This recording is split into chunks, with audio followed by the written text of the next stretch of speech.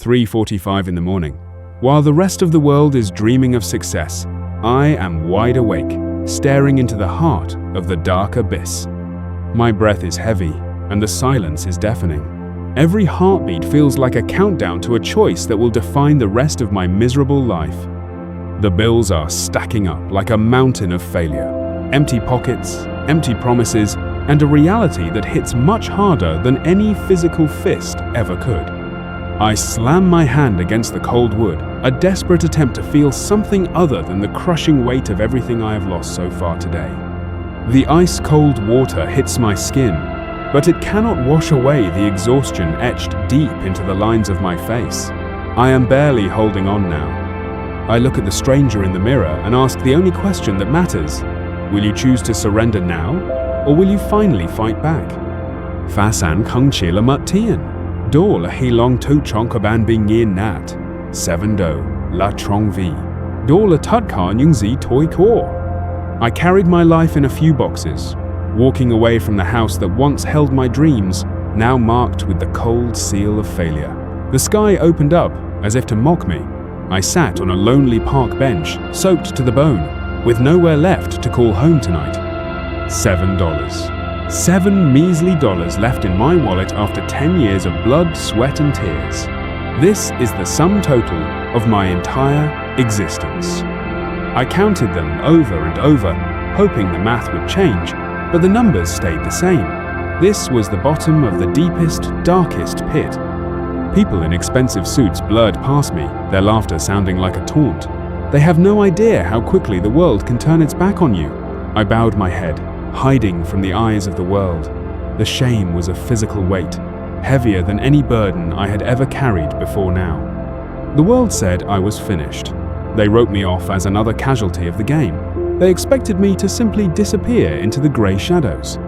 But they forgot one crucial thing about human nature. A man who has absolutely nothing left to lose is the most dangerous man in the room tonight. My pride was crushed into the dirt, but beneath the rubble, a small spark began to flicker, a spark of pure, unadulterated defiance against my fate. I didn't start from zero. I started from a negative hole so deep I couldn't see the sun, but I decided I was done with falling. I found a sanctuary in the grit and the rust, a place where my pain could be transformed into something tangible, something I could finally control. I began to train with a ferocity I didn't know I possessed. Every muscle in my body screamed, but the pain in my heart was louder. Sweat became my new currency. I traded my comfort for exhaustion, pushing my body to the absolute limit until I could no longer feel the cold. Every punch I threw was a strike against the people who doubted me. Every hit was a reminder of the insults I had to swallow today. I saw their faces in the shadows of the gym. The ones who laughed, the ones who walked away when I needed them most. I hit harder. I learned to play a different kind of game. I learned to play angry. Not a blind rage, but a cold, calculated, and disciplined fury inside. I used the rejection as fuel. I took the agony of being told no and burned it to power my ascent from the ashes of life. I stood on the edge of the world and screamed into the void. No sound came out, but the universe heard my declaration of war today. The laziness in my veins was incinerated by the heat of my ambition. I was no longer a victim. I was becoming a weapon of pure will. The gym became my church, and the iron was my God. I prayed with my effort, and I found my salvation in the daily grind. My hands were calloused, my spirit was hardened. The boy who sat on that park bench was dead. In his place, a survivor was born. Discipline isn't about doing what you love when you feel inspired. It is about doing the work you hate as if your life depended on it. The nights became my days. While others were sleeping, I was building. Every keystroke was a brick in the foundation of the empire I promised myself. The meals were bland and repetitive. Chicken, broccoli, water. The monotony was a test of my resolve, a way to prove that my stomach didn't rule. I counted the days by the work I finished, not the hours I slept. Success doesn't care about your feelings. It only cares about consistent output. I watched the sun rise 1,000 times from the same desk. The world changed outside, but my focus remained locked on the target ahead. I studied the masters until my eyes burned. I realized that knowledge was the only ladder out of the pit I had dug for myself. The isolation was absolute. My friends moved on, my social life withered away, but I knew that greatness requires a season of total and complete solitude. Every morning, before the world woke up, I hit the pavement. The pavement doesn't lie.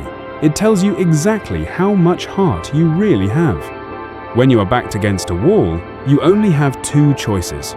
You can let the wall crush you, or you can become the wall itself. I chose to be the wall. I chose to be immovable, unbreakable, and relentless. The obstacles didn't stand a chance against my newfound sense of purpose. 3:45 a.m. came around again, but this time, I wasn't waking up in fear. I was waking up with a plan and a hunger. I look out over the city now from a place of strength. The view is different, but the man looking out has not forgotten the struggle. I wear the suit like armor, but the scars underneath are what give me my edge. Success is earned in the dark and displayed in light. Every step I take is grounded in the knowledge that I survived the worst the world could throw at me. I am no longer afraid. I look them in the eye, and they see a man who cannot be moved. They don't see the $7, they see the result. I remember the cold wood of the park bench whenever I sit in this leather chair. It keeps me hungry. It keeps me from soft. I keep that old photo of my empty wallet in my drawer. It is the most valuable thing I own, a reminder of the price. I smile not because I am rich, but because I am free. I broke the chains of my own limitations and walked out of prison. The city used to look like a monster waiting to swallow me whole. Now, it looks like a playground of opportunities waiting for my move. I move through the crowds with a presence that demands respect. Not because of my wealth, but because of the character I forged in fire. Survival isn't just about staying alive.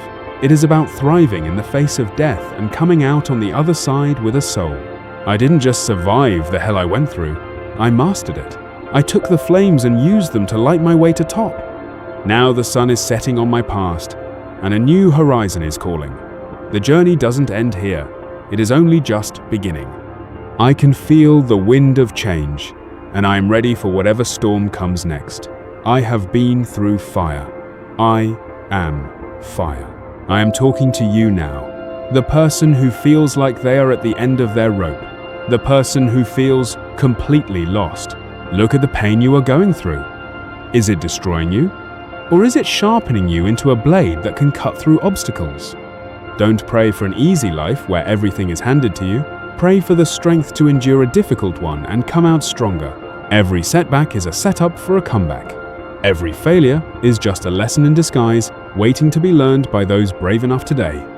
The world is waiting for your story.